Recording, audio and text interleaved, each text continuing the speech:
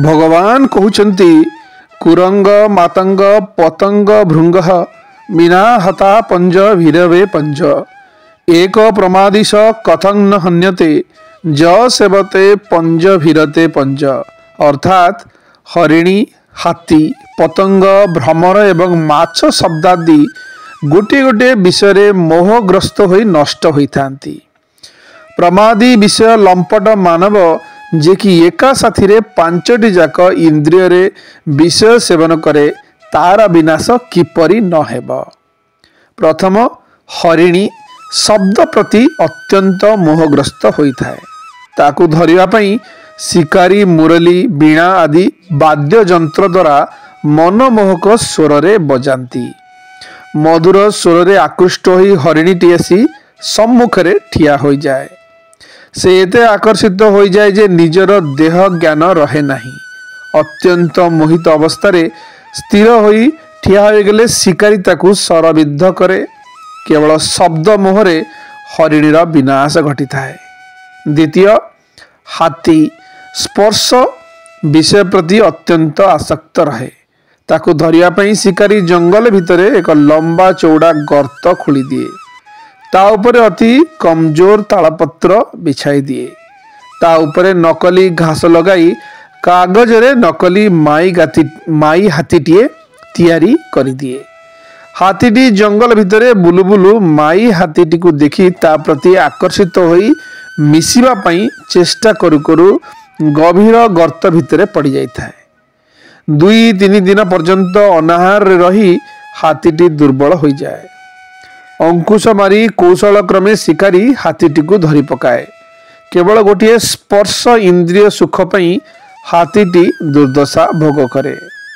तृतीय पतंग रूपरे मोहित होइथाए। दीप शिखार उज्जवल आलोक देखी अत्यंत विमोहित होई सेठारे मृत्युवरण करे। पतंग ता आखिरे देखुथाए मो भली अनेक एठारे पड़ी मरिछंती, तथापि विवेक शून्य होई मृत्यु मुखरे पड़ी थाए। रूप मोह तार मृत्युर कारण होइथाए। चतुर्थ भ्रमर गंध को भारी भल पाए। विभिन्न फूलर गंध ग्रहण करी शेषरे पद्म फूलर उत्कट बासन रे विमोहित होई पाखुड़ारे बंदी होई जाए। जो भ्रमर काठ भली कठिन वस्तु को काटी पकाए सेई भ्रमर सूर्यास्त पररे पद्मर सुगंधरे मोहित होई राति सारा छटपट होइथाए। व्याकुल हुए रात्रिर अवसान केबे हेब, मु मुक्त केबे हेबी। ठीक यही समय हाथी आसी पद्म पोखरी रे पड़ी पशी पद्म नाड़ खाई थाए। भ्रमरटी मृत्युवरण करे। मनुष्यर संसार रे यही दशा होई थाए। संसार भोग करू करू मृत्युर डाकरा पहुंच जाए। तार इच्छा नथिले मध्य मृत्यु कबलित करि पकाए। माछ रस विषय बहुत आग्रही थाए। शिकारी बंशी कंटारे खाद्य देई ता पाखको छाड़ी दिए। माछटी जिह्ना स्वाद ग्रहण करिबारे एते मोहग्रस्त होइथाए जे पाटिरे बंशी कंटाटी गिली जाए। एही समय शिकारी टाणी नहीं मारी दिए। रस मोहरे पड़ी माछर मृत्यु हुए। गोटे गोटे इंद्रियर विषय भोगरे पड़ी ये सबु जीव मृत्यु मुखरे पड़ी थांती।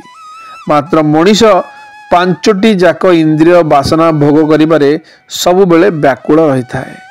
तेबे मनीषर अवस्था कौन न हेब। तेणु मोहग्रस्त विषय भोग मनीष को नर्क आड़कू नहीं जाए। भगवान को परि शरणदाता अन्य केही नाही। जो भक्त पूर्ण रूप से भगवान शरणागत हो जाती से देवता ऋषि प्राणी पितृपुरुष कुटुंब लोक और अतिथि ऋणरू मुक्त हो जाती। से काहरिंकर होई रहंती नहीं। से सकल कर्म वासनारू मुक्त हो जाइथांती। मुक्ति और प्रेमर दाता भगवान को से पाई जाइथांती।